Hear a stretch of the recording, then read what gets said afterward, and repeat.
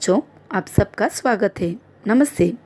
कबीर जी की साखी पाठ पहला है। इसके कवि हैं कबीरदास जी, जिनका जन्म हुआ 1398 से और उनका मृत्यु 2495 में।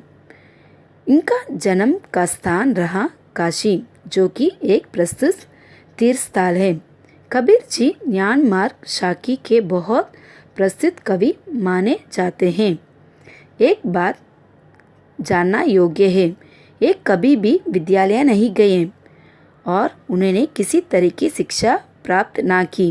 फिर भी उन्होंने अपने आसपास के जीवन में जो भी कुछ सीखा उनको साखी के रूप में या दोहे के रूप में प्रस्तुत किया, जो कि बाद में रेखांकित की गई। इनके द्वारा कहे गए साखियों से उस समय का सामाजिक धार्मिक जीवन के बहुत सारे रूढ़िवादी परंपरा की जिक्र होता है और इनके वे परिपूर्ण खंड करते हैं और आगे जानते हैं। प्रथम इनका जीवन के परिचय के बारे में। कबीरदास जी ज्ञान मार्ग शाखा के प्रमुख एवं प्रतिनिधि कवि माने जाते हैं, क्योंकि इनके द्वारा कहे गए साखियों द्वारा मनुष्य को एक सही दिशा का ज्ञान मिलता है, जीवन जीने की सीख मिलती है। कहा जाता है कि इनका जन्म एक विधवा ब्राह्मण के गर्भ से हुआ था और वह लोक लालच के डर से उन्होंने लहातार नामक तालाब के निकट छोड़ आई थी। ये तो एक बहुत शर्मनाक बात समझी जाती थी कि एक विधवा स्त्री के गर्भ से बच्चा का जन्म होना। इसके कारण सामाजिक डर से मासूम सा बच्चा को तालाब के निकट छोड़ दिया।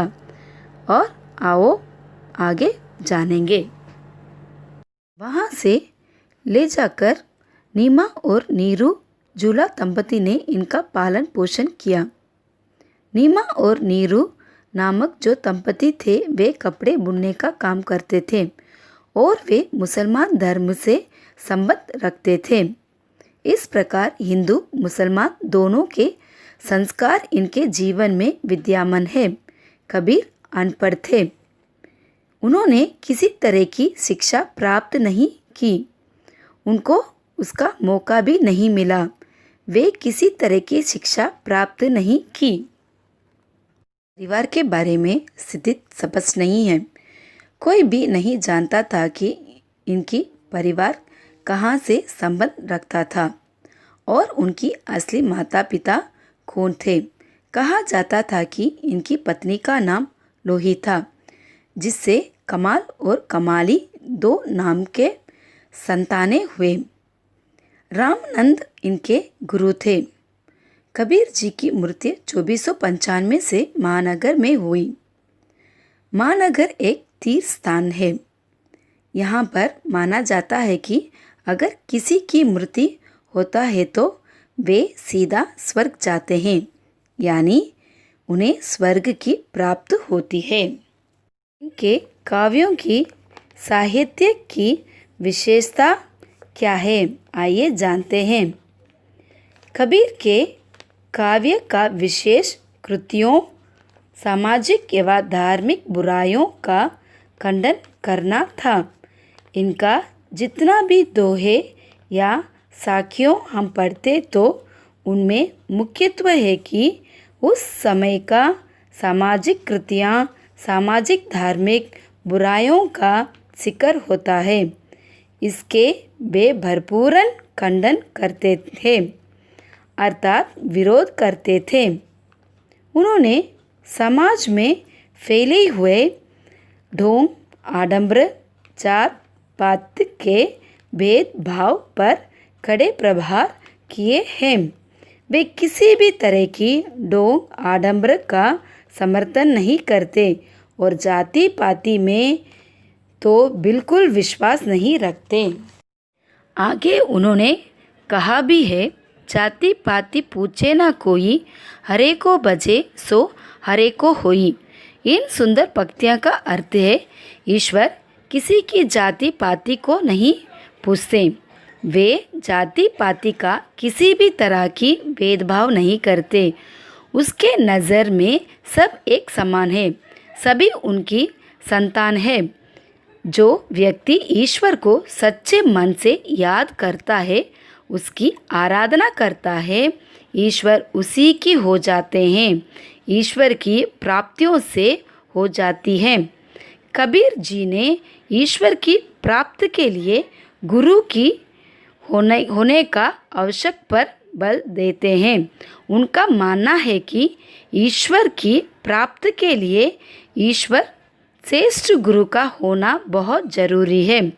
गुरु वे है जो व्यक्ति आपको सही दिशा या जीवन में सही मार्ग दिखा सकता है। उसके द्वारा ईश्वर की प्राप्त करना संभव है। उन्होंने गुरु को गोविंद से बड़ा बताया है। कबीर जी ईश्वर से भी बड़ा अपने गुरु को मानते थे। कबीर ने अपने काव्यों में रहस्यवादी भावना का समावेश किया है। भाषा शैली। कबीरदास जी की भाषा शैली ने सामान्य यानी आम जन की बहुत ही प्रभावित की है, उसकी दिलो दिमागों को छुआ है। उनकी भाषा पंचमेल खिचड़ी है, यानी उसके आसपास के आम जन की मिलीजुली भाषा है, जिसे साहित्यकार सदुकड़ी के नाम से पुकारते हैं। इस भाषा में पूर्व हिंदी यानी पूर्व में बोलने वाली हिंदी, वर्ज की भाषा अवधी, राजस्थानी, पंजाबी आदि भाषाओं का मिश्रण है। इन सभी भाषाओं का मिश्रण होने पर ही इसे हम पंचमेल खिचड़ी कहते हैं, यानी इन 5 भाषाओं का हिंदी, वर्ज, अवधी, राजस्थानी और पंजाबी आदि भाषाओं का मिश्रण होने पर ही हम इसे कहते हैं पंचमेल खिचड़ी। गुरु गोविंद दोहु खड़े, काके लागू पाई, बिल्हारी गुरु अपनो, जिन गोविंद दियो बताए। इसमें कवि किसके संबंध में और किसके विचार कर रहे हैं? प्रस्तुत पंक्तियों में कवि कबीरदास जी गुरु और भगवान दोनों के संबंध में विचार कर रहे हैं। उनके सामने जब दोनों एक साथ खड़े होते हैं, तब उनके मन में ये दुविधा होती है कि वह किसके चरण स्पर्श पहले करें।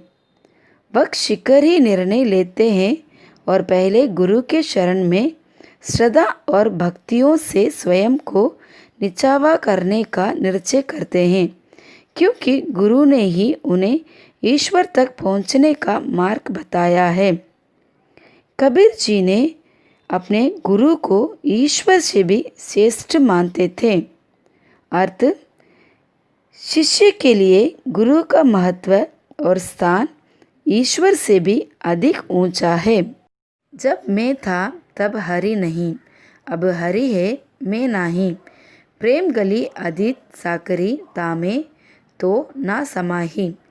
इस दोहे में साकरी शब्द का क्या अर्थ है, प्रेम गली से क्या तात्पर्य है और उसमें कौन दोनों एक साथ नहीं रह सकते? प्रस्तुत पंक्तियों में साकरी का शब्द है तांगा, अर्थात पतला ईश्वर तक पहुंचने का मार्ग। ईश्वर केवल प्रेम से ही मिलते हैं। उनको प्राप्त करने का आधार मात्र हृदय का सच्चा प्रेमी है, जो कि प्रेम गली का अर्थात ईश्वर तक पहुंचने का मार्ग अत्यंत साकर है। इसीलिए उसमें अहंकार और प्रेम एक साथ नहीं रह सकते हैं, क्योंकि अहंकारी मनुष्य ईश्वर के प्रेम को भली भांति नहीं समझ सकता। उसे केवल स्वयं पर ही तार्प होता है। अर्थ है, प्रेम और अहंकार एक साथ हृदय में नहीं रह सकते। अहंकारी ईश्वर तक पहुँचने का मार्ग में बाधक है। तीसरा पद्यांश है, काकर भातर जोरी के मस्जिद लई बनाई, ताचड़ी मुल्ला भाग दे क्या बहरा हुआ खुदाई।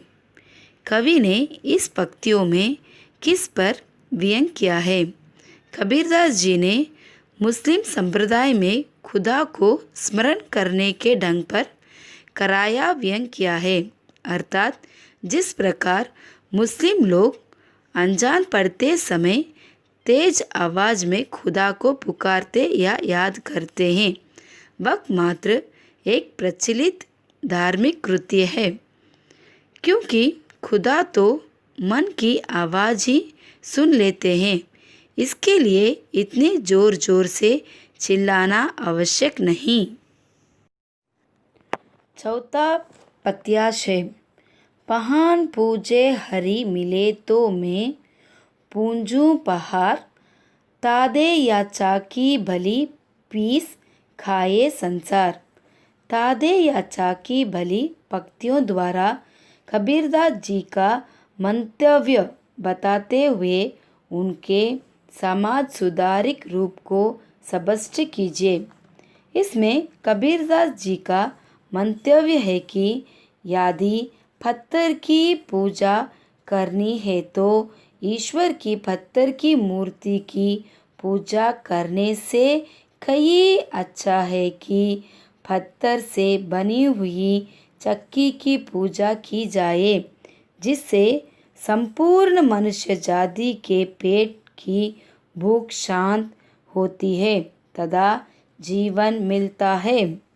इस पंक्तियों में कबीरदास जी का समाज सुधारिक रूप दिखाई देता है।